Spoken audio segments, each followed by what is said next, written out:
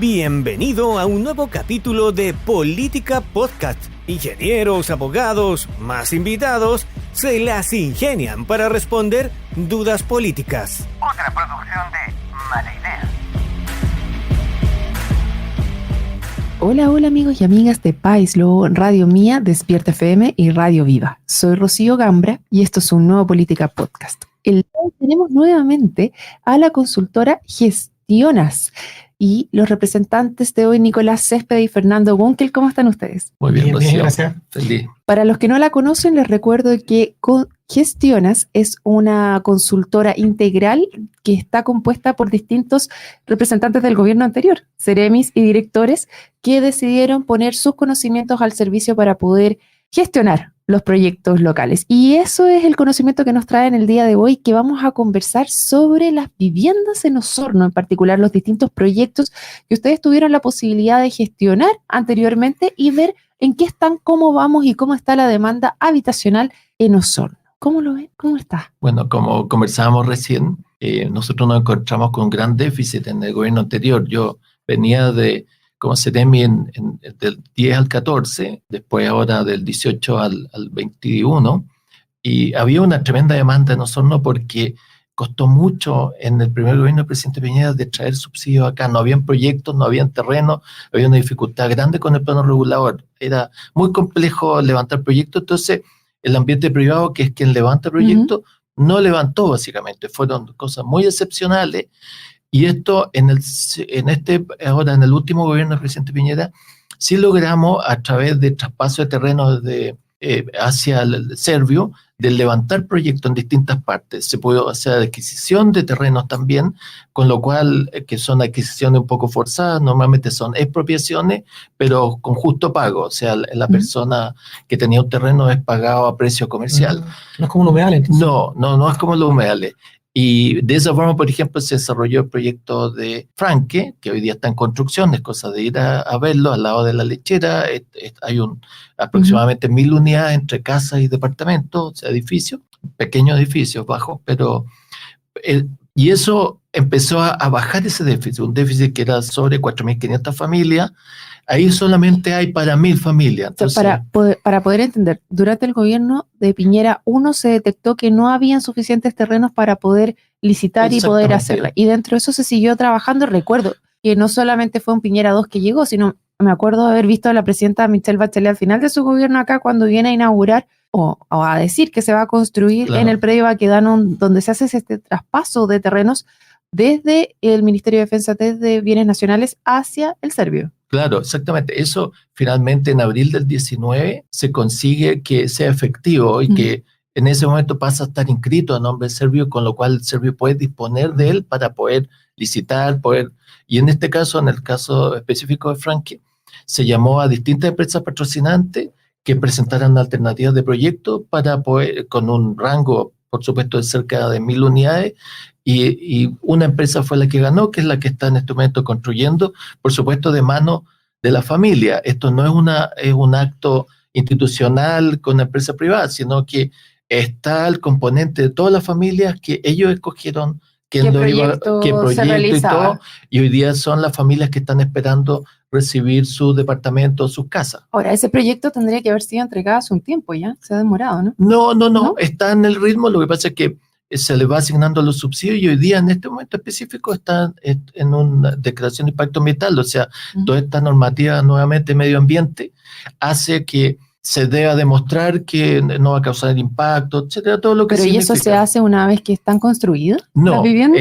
La primera cantidad fueron 210 unidades, y ahí no es necesario tener una declaración de impacto ambiental, pero con lo siguiente sí se pasaba a las 300, porque hay que 300 unidades o 7 hectáreas, eso es lo que te confiere la exigencia de una declaración de impacto ambiental, y los cumple con el segundo proyecto. Entonces, de los 800 aprox que vienen a continuación, sí hacen que tenga que tener no solo eso, sino que también tiene que tener inspección de Consejo de Monumentos Nacionales por eventuales reliquias arqueológicas. Entonces, todo eso forma parte de esta permisología, y lo que tú dices que se está demorando, cosas así, bueno, hay algo de razón, porque todo esto podría, para una necesidad que es evidente de un plan de emergencia habitacional, podría construirse un poquitito más rápido, porque las familias están esperando. O sea, hay familias ahí de campamentos que hoy día la están pasando mal. Sabemos cómo son los campamentos acá en Osorno. Llueve, barro, o sea, como dicen, polvo en verano y barro en invierno. Entonces, podría ser un poco más ágil. Pero bueno, pero la buena noticia es que sí hay para 1.000 familias ahí, y no es solo el único proyecto, hay otros más.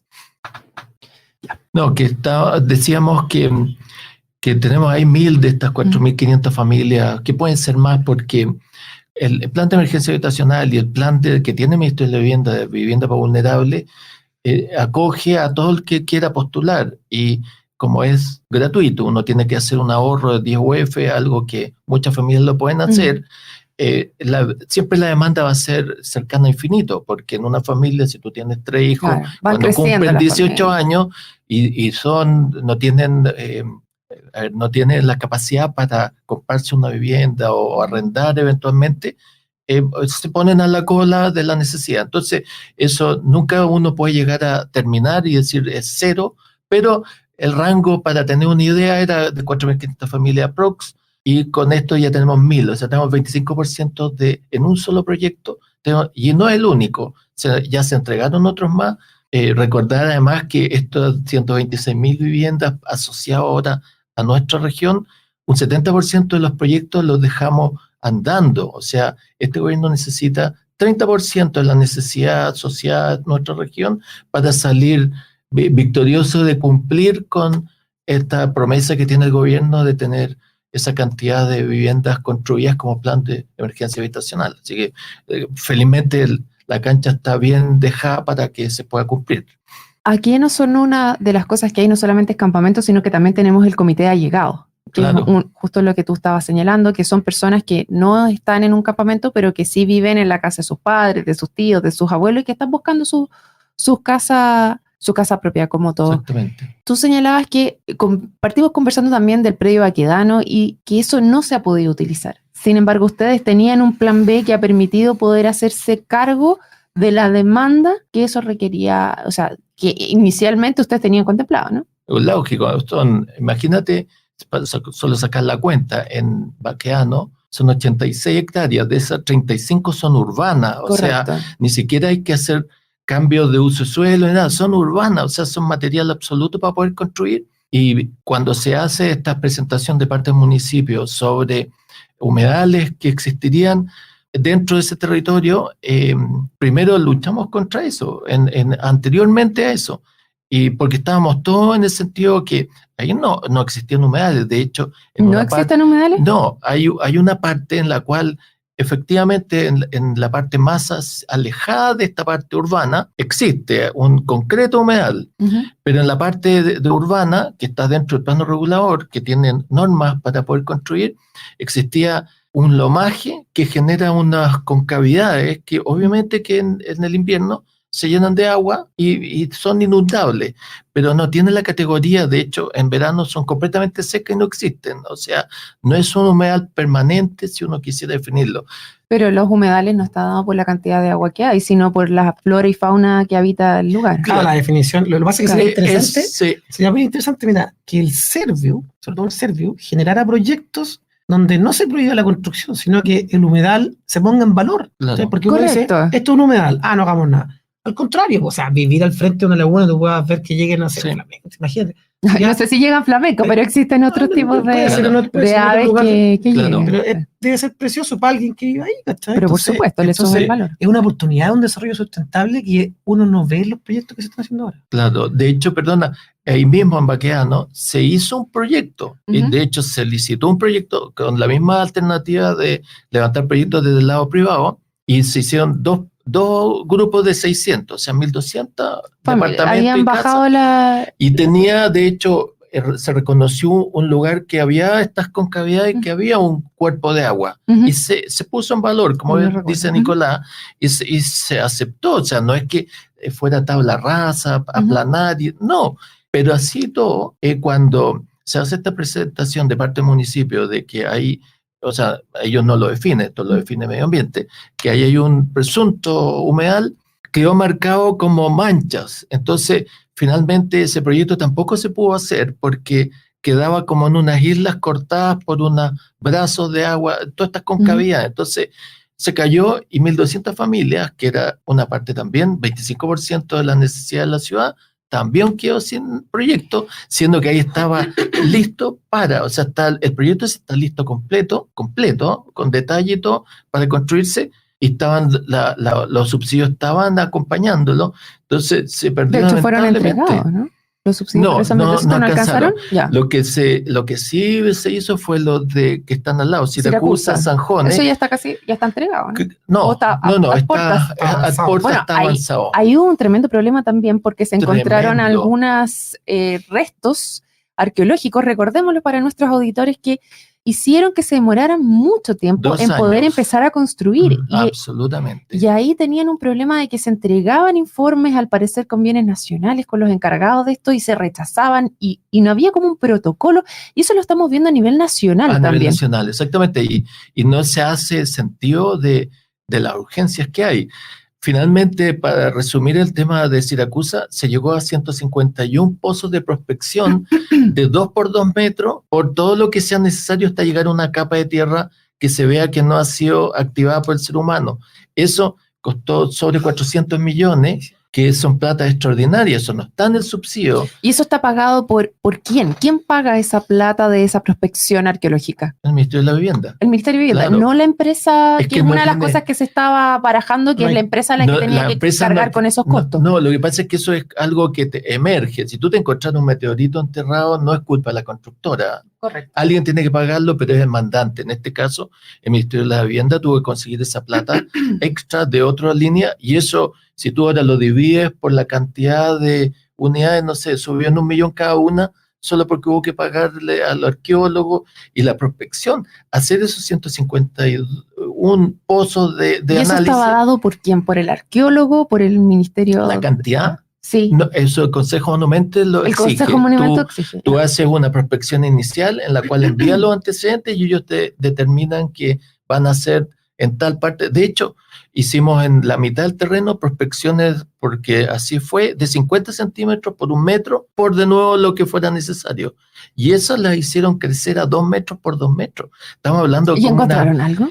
Sí, mira, lo que hay es nunca algo entero, nunca se encontró una vasija, por ejemplo, nada de ese tamaño y menor, sino que eran pedazos de 3 por 2 centímetros de cerámico roto, porque ahí hubo asentamiento humano, pero que probablemente se le cayó un plato, no sé, una cosa así, quedaban los restos, pero no había entierro, no se encontró nada de eso.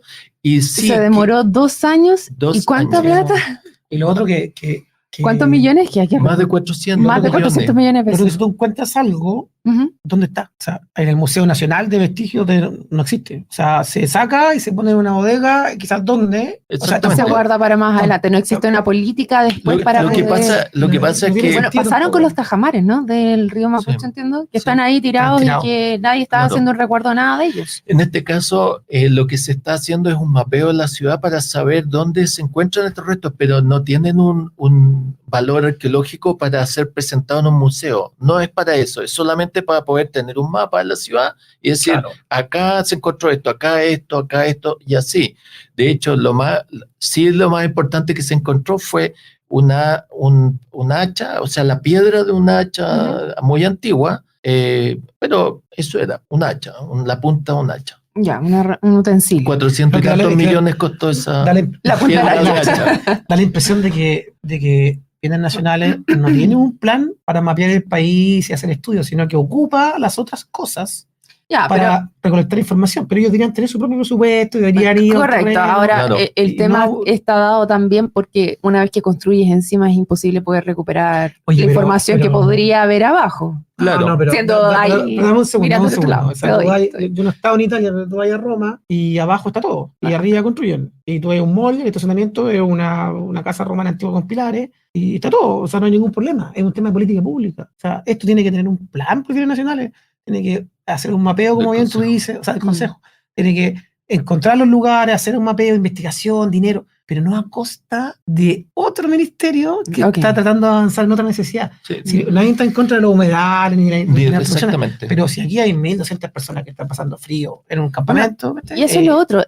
Me parece que existe poco trabajo coordinado, porque poquísimo. Es como que yo te estoy pidiendo algo y tú te encargas de cómo me resuelves el problema, en vez de pensar que el centro son las necesidades actuales de las personas y cómo nosotros trabajamos juntos para poder resguardar cada uno de los intereses de los ministerios, pero poniendo en el centro a las personas finalmente. Y esa descoordinación es en todos lados, es horizontal, vertical, en diagonal, o sea, entre mismos ministerios, entre nivel central y nivel regional, entre Estado y municipios, entre los mismos municipios, o sea, la dirección de tránsito opina algo, la DOM opina otra cosa, el Servio opina algo, el mismo opina otra cosa, se da en todos lados. O sea, hay una descoordinación que cuando hablan de permisología, por ejemplo, es terrible. O sea, los estudios viales te piden una cosa y después las días te vas a hacerlo de nuevo porque no lo encontraron y son las mismas personas que revisaron. Entonces es tremendo. Hay una ineficiencia total del sistema como está funcionando hoy día.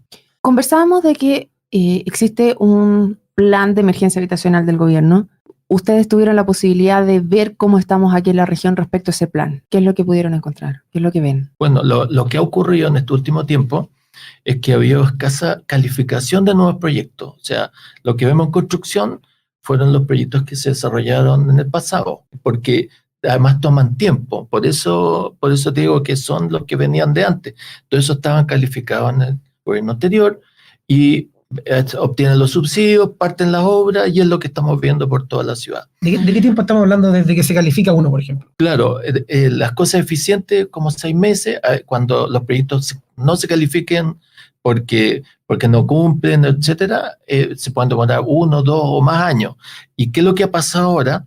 Es que las empresas patrocinantes, estos funcionarios del ambiente privado, no han ingresado proyectos porque los subsidios no están dando. Con tantos requisitos nuevos, con esto que viene ahora de PDA, todo eso ahuyenta los nuevos proyectos porque saben que si salen beneficiados y tienen subsidio, no les va a alcanzar. Hay acá una lucha permanente por llegar a los precios nuevos. Hoy día todos sabemos que en la pandemia los precios subieron y los subsidios no fueron subiendo con la velocidad pareja para poder llegar a lo mismo. Entonces, la idea del ministerio es que los precios van a bajar y se van a acomodar a la realidad anterior, lo cual en la realidad no ocurrió. Entonces, no ha ocurrido. Y ahí hay una lucha. Yo formo parte de la Cámara de la Construcción. Como Cámara también estamos en eso de poder transparentar los costos. Si esto no es que se quiera hacer un mejor negocio, es solamente factibilizar proyectos para que la familia puedan obtener su subsidio y ganarse su casa. No sirve de nada también que uno adjudique un proyecto y que quede quebrada la empresa a la mitad, porque al final también te queda eso botado, nuevamente tienes que hacer. Es mucho más caro finalmente. De hecho, hay ejemplos que ocurrió así, allá en Puerto Montt, con edificios unos casi listos y otros empezando, en la cual hubo que poner toda la plata de nuevo para poder recuperar eso cuando ya había una obra iniciada,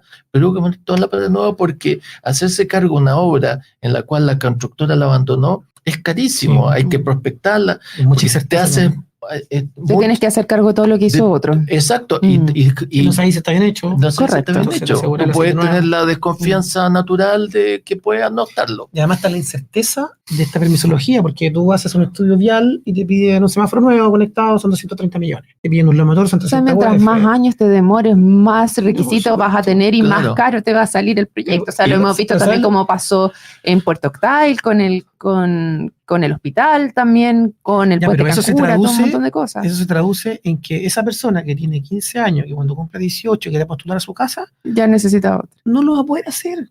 O sea, la única posibilidad para los jóvenes que vienen, estoy hablando de la clase media normal, de ahí hacia abajo, no se van a poder comprar una casa porque un departamento de un ambiente está a 150 millones de pesos y no van a sacarlo. Los requisitos de los bancos son cada vez mayores, los precios son mayores, entonces ¿qué es lo que va a pasar? Nos vamos a transformar en un país europeo, desde el punto de vista de que vas a tener que vivir arrendando toda tu vida, porque ya lo que vivimos en los 80, los 90, donde uno se podía comprar su casa, con el banco poniendo un pie, es prácticamente imposible. Hoy día casi no se puede, y si seguimos ampliando esta normativa, que está bien que se amplíe, pero de una manera más razonable, más costo va a tener. Entonces, estás encareciendo el costo de la vivienda con las normativas actuales, y eso le sumas el aumento de costo de los materiales. más así es. el Y además que crédito al banco que nos está entregando. Claro, además y que el valor aumenta del el tiempo. terreno, todo, esta es la tormenta perfecta, todo va hacia arriba. O sea, el déficit del plan regulador también. Mientras más se mueve el plan, menos terreno hay, y sube el precio del terreno también, suben los proyectos, es una locura. La mala gestión en general. Y hay un problema de gestión importante dentro. Bueno, ahora tenemos elecciones pronto, donde vamos a tener nuevos... Qué bueno. Hemos estado asesorando candidatos también en Sí. temas urbanos y de toda esa operatividad, porque creemos que ahí está la diferencia. Los alcaldes básicamente no tienen por qué ser expertos en los temas, pero sí deben saber escuchar buenos consejos para que ellos colaboren, porque un alcalde tiene mucha fuerza, y por supuesto los concejales también, para apalancar proyectos, para estar ahí, luchar y gestionar para poder sacarlo adelante. Entonces, para eso a veces algunos no saben, pero para eso hay gente que sí los puede acompañar y ayudar. Distintas consultoras que pueden apoyar. Sí, hay temas muy... O sea, el plan regulador, en Osorno por lo menos, el terminal de buses. O sea, eso lleva mucho tiempo. Bueno, ahora no sé si han escuchado que supuestamente estarían en licitación el terminal, pero del aeropuerto. No sé si han... Ni idea. El aeropuerto de acá, eso tiene un plan de concesiones. Eso está programado de aquí a 20 años. Concesión 1, concesión 2, concesión 3. Hay un master plan. A mí me tocó participar y me puse ahí por la orilla, pedí un espacio para dejar un bus eléctrico para el futuro. Lo dejaron en el plano. Pero eso está programado por el MOB. Los presupuestos del MOB son trianuales, quincenales, está todo. O sea, no hay nada nuevo ahí. No hay nada nuevo. Lo que puede ser nuevo es la gestión de que se apuren las cosas, pero eso está programado por el MOB hace tiempo. Lo que sucede es que, por eso te digo que es bueno que sea un año electoral, porque esto es como un Black Friday, o sea, ¡pum! Oferta. Ya, pero las ofertas no necesariamente se concretan, pues, porque eso te digo, pero puedes tener muchas piedras, muchos planos y muchos carteles, pero no todos años electorales, porque políticamente se mueven con fuerza. Es muy rentable. Y uno ve cosas. ¿Sí? Ojalá que esas cosas duren y más de una va a salir de manera positiva. Pero generalmente cuando pasa el año electoral, estas cosas duermen y uno no se entiende por qué todavía no termina el camino.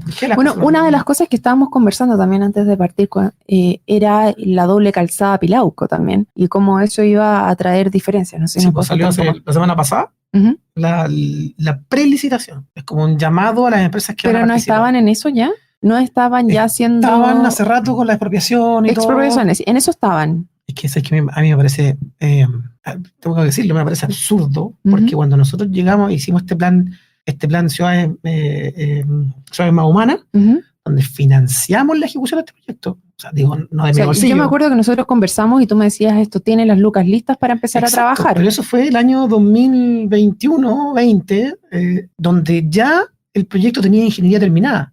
O sea, antes de eso, el proyecto pasó por perfil, por anteproyecto, pasó por lo menos 5 años o 10 años para que ese proyecto llegara a ingeniería. ¿Ya? Y eso fue el año 2021-20, donde nosotros pusimos las lucas para que eso se licitara. Y estamos a 24, o sea, han pasado 4 años con financiamiento. Y todavía no se licita. Y ahora se está llevando a la licitación. ¿Pero qué significa una prelicitación? Hicieron un llamado para que lleguen las empresas que quieren postular para que califiquen a la licitación. O sea, van a llegar, no sé, 10 empresas, tú no tienes la espalda, ustedes 3, y se licitan entre esas 3. Yeah. Así funciona, para asegurarse de que la obra termine. Ahora, hay cosas que uno tampoco conoce, por ejemplo, lo que pasó con el bypass de Castro, esa licitación, ese contrato se hizo sin este seguro que hay cuando uno encuentra cositas. Cuando encuentras cositas, lo que estábamos hablando de Siracusa. Sí, cuando pasó en el bypass de Castro, encontraron antecedentes, se paró y como no estaba financiado eso, la empresa quebró y el bypass quedó botado. Entonces, y ahora aquí hay un seguro también que tendría que... No lo sabemos, porque no se sabe si hay. Es un poco más costoso. El Estado tiene que poner un poco más de lucas, pero te asegura de que la empresa no quiebre y siga funcionando. En el caso que se encuentra... Lo que hablábamos, la empresa y ese lugar tiene la pinta de que había cositas, pero está al lado del río. De que habían cositas hasta al lado del río y tienes ahí... Yo creo que sí van a encontrar. Sí, van a encontrar cosas y vamos a ver qué tan rápido van a poder avanzar. Pero es impresentable, o sea... ¿Qué es impresentable? Del 20 al 24 va a empezar al 25, son 5 años desde que está financiado y con ingeniería de que para que empiece. 5 años, y antes van pasado, o sea, estamos hablando de una obra que si no la financia el plan Ciudades Más Humanas, podría estar fácil 15 años esperando. Pero ¿y esa plata dónde está? Porque está financiada. ¿Está guardado dentro de un chanchito o está en otro proyecto asignado? Lo que pasa es que con la intervención de esta ley de mejoramiento de las regiones, donde se elige el gobernador por votación y todas esas cosas, ahí también hubo un cambio legal donde los convenios de programación pasaban de ser de compromisos de ministerios a vinculantes. Entonces, de hecho, nosotros hicimos eso, nosotros esperamos que esa ley se promulgara para poder firmarlo. Porque si no lo firmábamos un año antes, era intenciones de después el mundo decía, no, yo hago otra cosa. Y, claro, porque con la firma vinculante están obligados a hacerlo. Ya, por eso te pregunto, porque finalmente pueden decir, no, es que ahora ya no hay plata. No, están obligados porque está obligado por ley. Sí. Lo que pasa es que más que una obligación como de obligación coercitiva, no, hay un plan que hay que cumplir porque es lo apropiado y correcto, en este caso por Osorno. O sea, no es algo discrecional, es de todo sentido hacerlo. Están el plan maestro. Exactamente. Y lo otro que ocurre también es que el Ministerio de Hacienda establece en los presupuestos nacionales todos los años lo que es certero primero. Después los proyectos que vienen con el RSA, después lo otro. Entonces, levanta la mano el 1 de enero y dice, ya, oye, ¿quién tiene convenio de programación? Nosotros, ya ahí está su plata, no me molesta más todo el año. Entonces está asegurado el financiamiento de un convenio de programación. Por eso era tan importante hacerlo. Entonces ahora tenemos obras que se van a financiar. En el caso de Castro, por ejemplo, que era la Avenida Río Norte, que es un tremendo eje que hay que recuperar, el Pilauco Norte acá, la parte sur que viene después, que seguramente va a sufrir modificaciones por el tema de los humedales. Buchman, que todavía está ahí pendiente, no se ha hecho, no sé por qué, faltaba que el municipio sacara... ¿Qué tenían que hacer ahí? El municipio estaba encargado de sacar recomendación satisfactoria a ese proyecto. ¿Qué proyecto? Sector lo hizo. El tramo que falta en Buchman continúa en el mismo perfil de... El supermercado ese. Exacto, el mayorista. Ese tramo que es antiguo, hay un tramo antiguo y que hay un semáforo bien antiguo donde está... ¿Dónde están los edificios? Ya. Eso está todo con ingeniería nueva hace mucho tiempo y el municipio le encargaba de sacar la recomendación satisfactoria. Y no sabemos si es que efectivamente se sacó. Yo entiendo que el municipio hizo modificaciones en el diseño. No le gustó una cosa, sacó otra, en el cruce hizo una rotonda, hicieron modificaciones y ahí está la cosa dando vuelta y todavía no sacan la red. Eso está parado. Estoy hablando del 2019, 20, o sea... por ejemplo, esa es una de las cosas que el alcalde debería decir, ya, ¿qué pasa con esto? ¿Dónde está el SECPLAN? Arrégleme esto de inmediato, se junte con sector, saque esto en medio de 3 meses, 4 meses y pum, a construir mucho. Entonces, ese tipo de cosas están paradas aquí. Claro, porque eso está la pelota en el lado del municipal. Sí, claro. Bueno, estamos terminando el programa. Les doy unos minutos para que se despidan de nuestros auditores. ¿De algún tema nos quedó pendiente? Así hay un montón de temas. Por ejemplo, el tema del tren. Sí, no hablamos nada. Están todos convencidos de que llegar a Puerto Montt, yo no estoy tan convencido. ¿Pero está funcionando actualmente el tren? No. Solamente tuvo un recorrido pequeño. Han hecho sus recorridos como recuerdo. Año electoral, Black Friday. Por eso te digo, yo me subí al tren. ¿Te subiste? Sí, me subí, llegué hasta Yanqui, volví, un ticket, no hay problema. Cuando llegamos me di cuenta que hay un montón de gente que no pudo subirse. Bueno, el subsecretario decía que estaban arreglando la paloma, ¿no? Sí, pero, por ejemplo, en Alerce no hay estación. Y F no tiene dentro de sus ítems de gasto una estación nueva. Sí puede F gastar plata en las que existen, pero no puede hacer una nueva. Entonces se supone que le iba a poner en municipio, en el acuerdo cuando yo estaba en su época. Pero no sé en qué condiciones estará el alcalde como para eso. No va a elección ninguna en Puerto Montt, ¿no?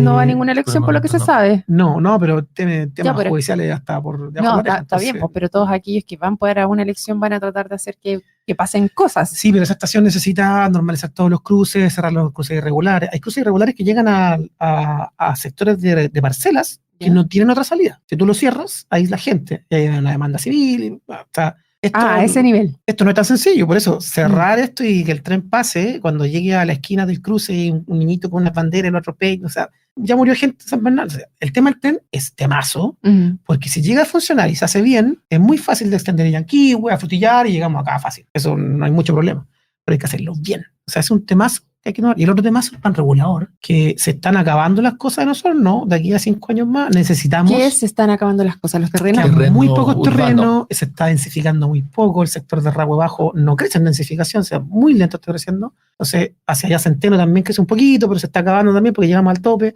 Entonces, la ciudad se empieza a estancar y va a necesitar mucho más desarrollo. Acuérdense que se está haciendo el cabezal de paso fronterizo, que se va a estar, dentro de 2 años, se va a estar habilitado y el flujo va a ser mucho mayor.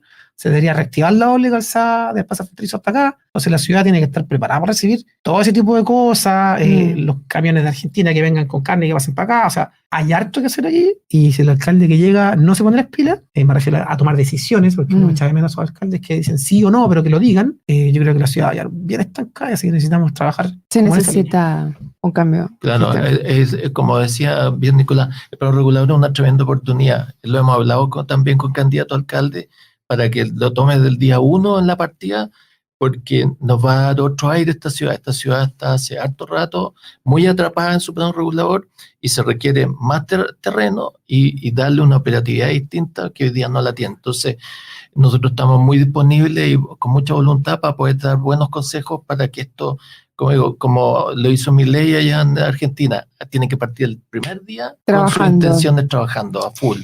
Bueno, acá nosotros no se han intentado hacer, no es que no haya habido opción de mejoras del plan regulador. Hubo. De hecho, hubo un problema, una demanda de las familias de Franke contra el estudio que se estaba haciendo del plan regulador, porque Franke tiene un tema de inundación, o sea, y eso hay que también resolverlo, pero hay que resolverlo en forma activa, no solo cerrarse a hacer seccionales en otras partes, no.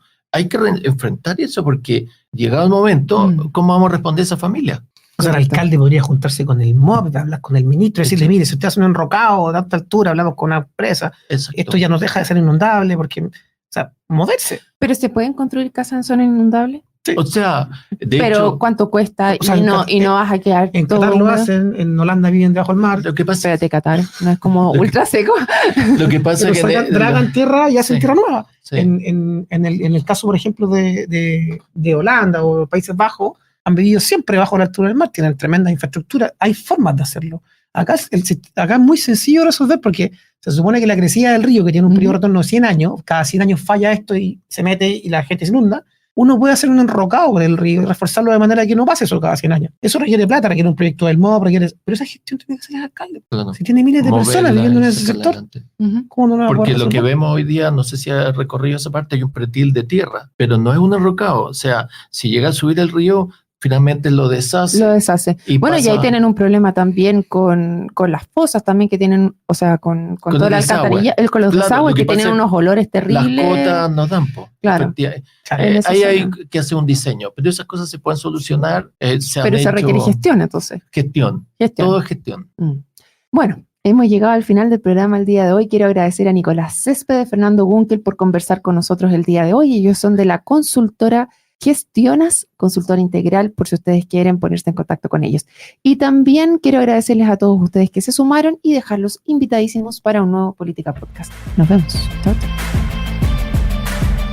Llegamos al final de un nuevo capítulo de Política Podcast, donde ingenieros y abogados, más invitados, se las ingenian para responder dudas políticas. Nos puedes encontrar en Spotify, Google Podcast, iTunes o donde escuches podcast, por supuesto también en nuestro sitio web, sección podcast. Feliz si compartes nuestro contenido y nos recomiendas. De antemano, muchas gracias y nos reencontramos en un nuevo capítulo de Política Podcast. Otra producción de Mala Idea.